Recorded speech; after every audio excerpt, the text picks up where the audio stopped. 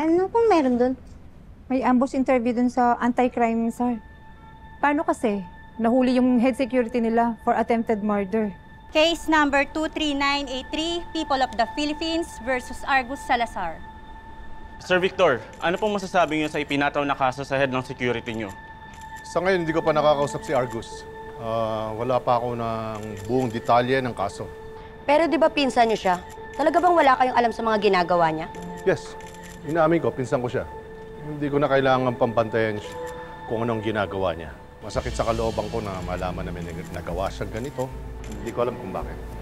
Hindi niyo ba siya tutulungan? Bilang anti-crime czar, siguro ang kailangan kong tulungan yung mga biktima. Sila ang dapat na mabigyan ng hustisya.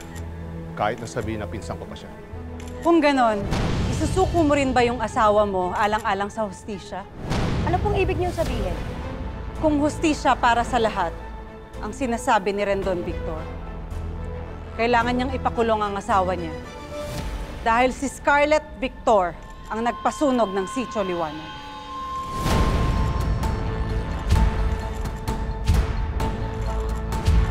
Ma'am, anong pangalan niyo? At ano yung sunog na tinutukoy niyo?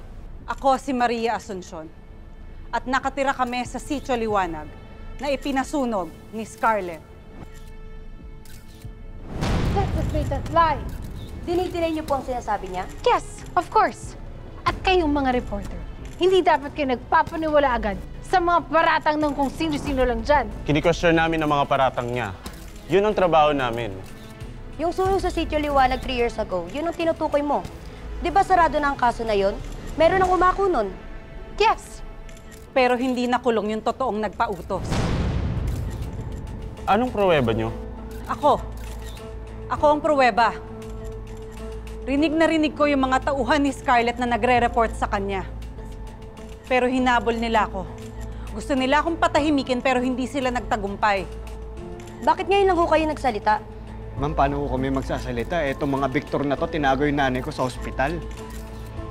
Tinuturokan ko siya ng kung ano-anong droga para makalimutan yung nangyari sa kanya, para mawala sa sarili.